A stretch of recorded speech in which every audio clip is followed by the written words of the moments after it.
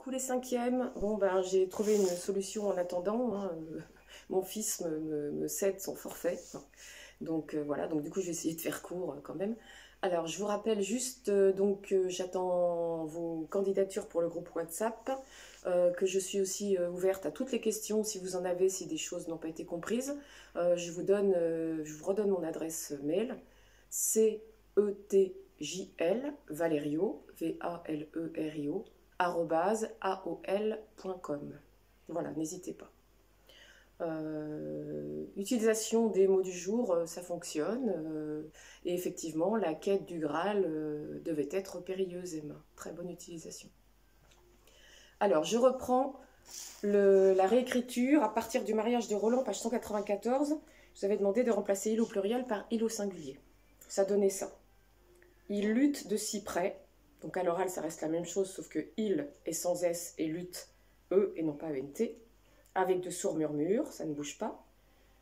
Que leur souffle après chaud, ça devient que son souffle après chaud. S'emprunt sur leurs armures, s'emprunt sur son armure. Sans S, armure, bien entendu.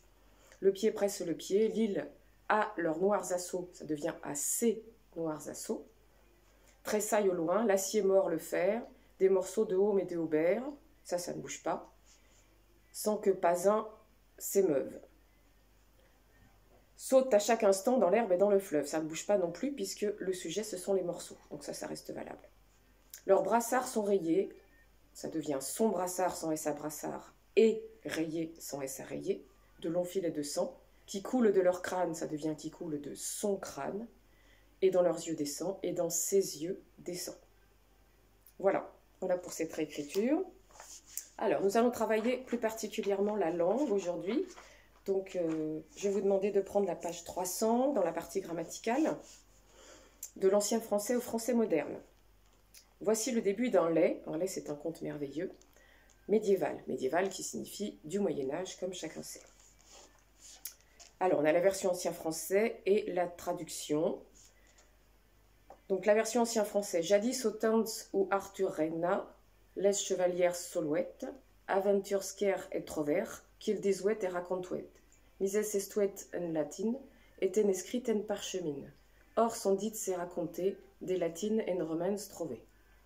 Traduction. Jadis au temps où Arthur régna, les chevaliers avaient l'habitude de chercher et trouver des aventures qu'ils contaient et racontaient ensuite. Elles étaient rédigées en latin et écrites sur des parchemins. Maintenant, on raconte ces histoires en les traduisant du latin en français. Je vous demanderai pour demain de répondre aux questions A, B, C, D et E qui se trouvent en dessous. La leçon. L'ancien français est la langue que l'on a parlé de la fin du XIIe siècle au XVe siècle. C'était une langue surtout orale. Je vous rappelle que les gens savaient très peu lire et écrire. Présentant des graphies variables et des formes différentes en fonction des régions. C'est-à-dire que partout en France, on n'écrivait pas de la même manière tous les mots, ce qui rendait les choses plus compliquées. L'ancien français permet d'expliquer de nombreuses caractéristiques du français moderne, sens des mots et expressions, orthographe, échange entre les langues. Au Moyen-Âge, l'anglais a emprunté de très nombreux mots d'ancien français, après la conquête de l'Angleterre par Guillaume le Conquérant. Ces mots ont ensuite évolué dans la langue anglaise. Alors, manipulation, exercice 2. Forêt, du latin forestis et de l'ancien français forest. Par quoi le S a-t-il été remplacé en français moderne ? Par l'accent circonflexe, bien entendu. C'est la même chose d'ailleurs pour le mot hôtel, qui se disait hostel. Alors, recopiez et remplissez le tableau pour déterminer si les mots suivants portent un accent circonflexe. Fête, château, vêtir, côte, bête, île, hôtel, dont je viens de parler, maître, égout. Donc, effectivement, si l'on cherche le mot français et les mots d'autres langues, on se rend compte que, bien entendu, ils portent tous un accent circonflexe. Interdisciplinarité et étymologie. Étymologie, c'est l'origine des mots. Expliquez le sens de ces mots appartenant au domaine du livre médiéval en vous appuyant sur leur étymologie, c'est-à-dire sur leurs racines, latine en l'occurrence, sachant que la racine des mots peut être également grecque. Manuscrit vient de manus, la main, et de scribere, écrire. Donc un manuscrit, c'est un livre qui a été écrit à la main, par les moines notamment, qu'on appelait d'ailleurs les moines copistes, parce qu'ils recopiaient des textes. Parchemin, pergamené, peau de pergame. Donc c'est une feuille qui est faite en peau d'animal.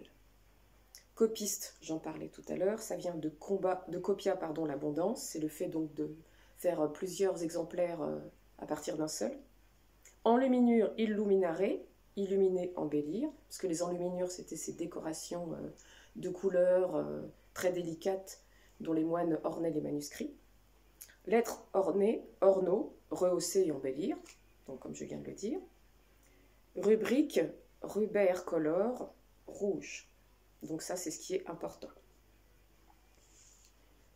Recopier ces expressions figées, j'en suis à l'exercice 4, je vais dans l'ordre, excusez-moi.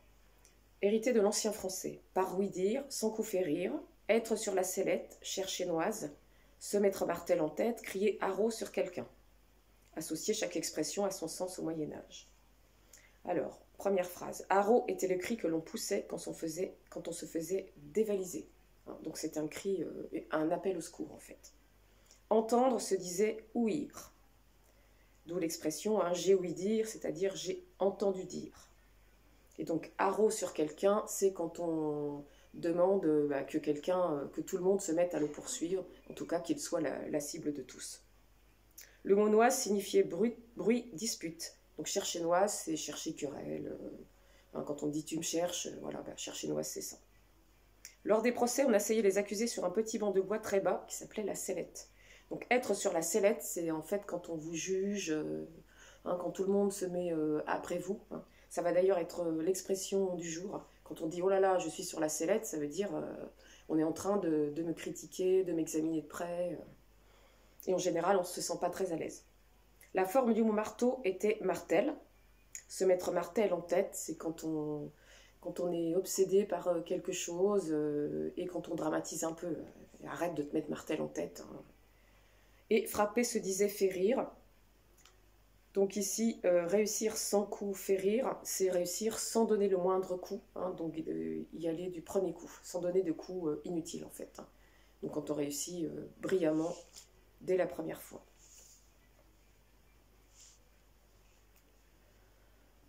Alors ensuite, un peu plus loin à la page 301, dans le petit encadré retenir la leçon, on va vous parler des doublets.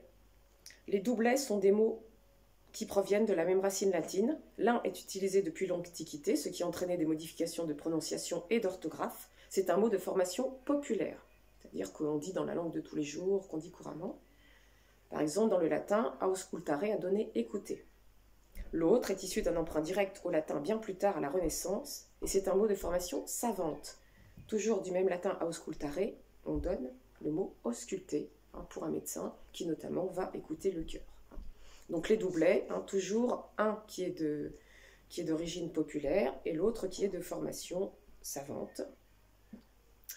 Donc je vous demanderai pour la prochaine fois de faire l'exercice 8, page 301, qui consiste à associer chaque mot latin à un mot de formation populaire et un mot de formation savante. Voilà, petit travail de recherche. C'est tout pour aujourd'hui, puisque je vous ai expliqué mes problématiques techniques.